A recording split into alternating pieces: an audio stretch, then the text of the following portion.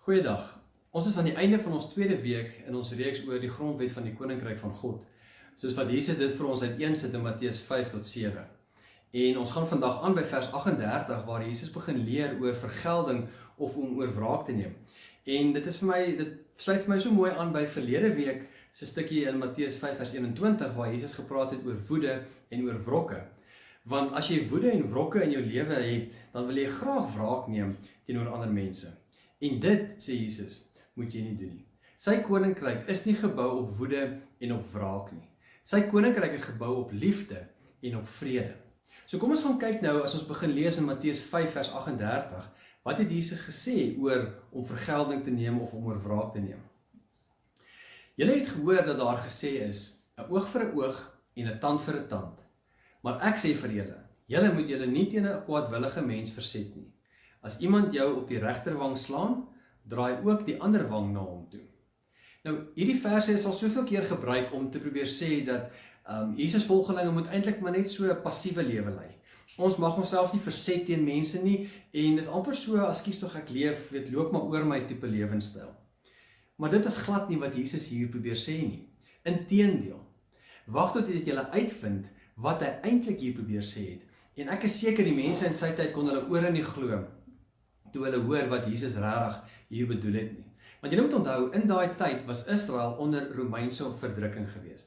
Nou die Romeine het hulle gesag afgedwing op die volke wat hulle oorgeneem het deur geweld en vernedering. Nou 'n Romeinse soldaat het sy regterhand beskou as sy sterkhand. Dit was die hand wat hy gebruik het om jou mee te slaan as hy jou beskou het as 'n waardige opponent of gelykstaande in gesag, rang of sosiale status.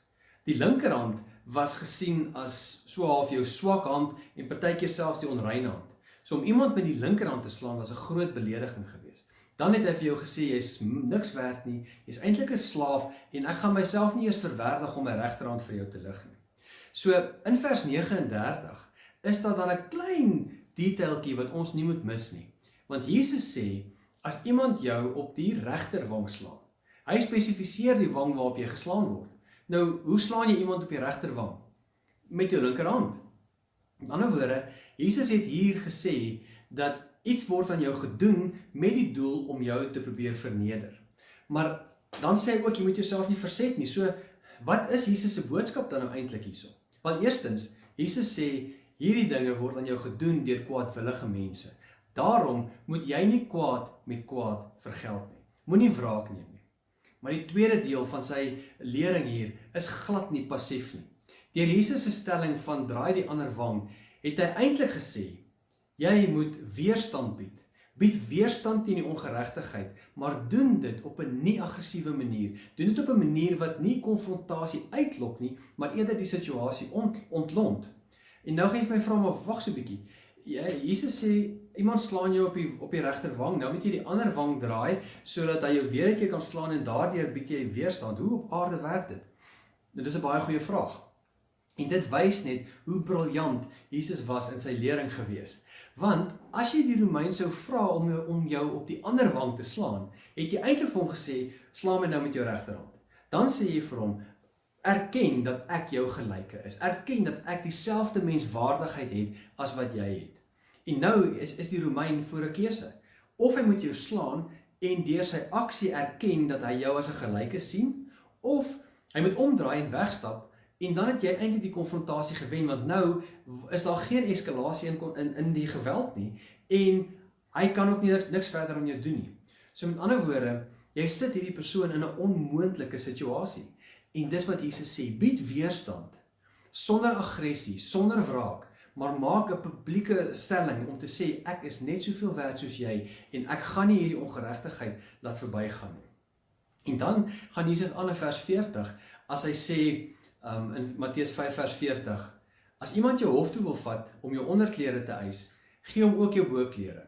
As iemand jou dwing om sy goed 1 kilometer ver te dra dit vir 2 kilometer. Gee aan hom wat jou iets vra en moet vir hom wat van jou wil leen nie afwys nie. Met ander woorde, as jy oor iets moet skik, doen dit vrygewig. Soms moet ons skik, soms moet ons iets betaal. Doen dit vrygewig. Jesus sê moenie so aan jou goed vashou nie, man.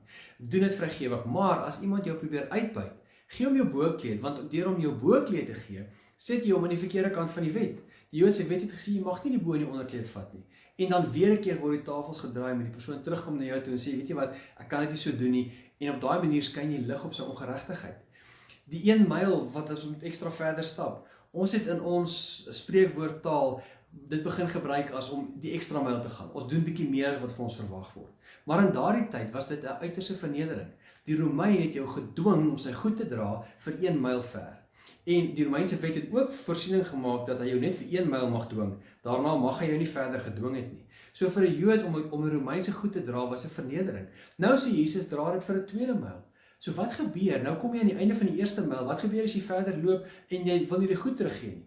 Nou moet die Romein sy goed by jou terugvra en die magsbasis word geskuif en hy sê vir jou, ek en jy is op dieselfde vlak want ek vra vir jou om my goed terug te kry.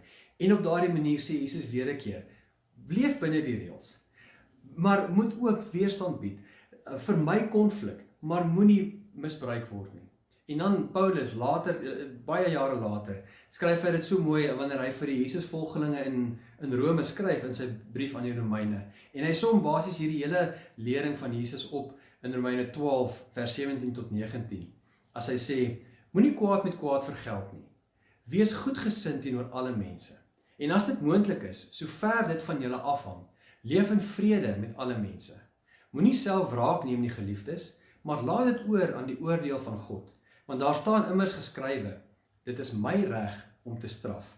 Ek sal vergeld, sê die Here. So wat is die boodskap van vandag? Die boodskap is, leef in vrede met alle mense, sover dit moontlik is. Moenie self wraak neem nie. Vertrou God om dit namens jou te hanteer. Maar, moet ook nie passief wees nie. Moenie toelaat dat ongeregtigheid seëvier nie. Bied weerstand, maar doen dit in 'n gees van liefde en van vrede. En mag julle in hierdie naweek ingaan en God se liefde en vrede in julle harte en in julle lewens beleef.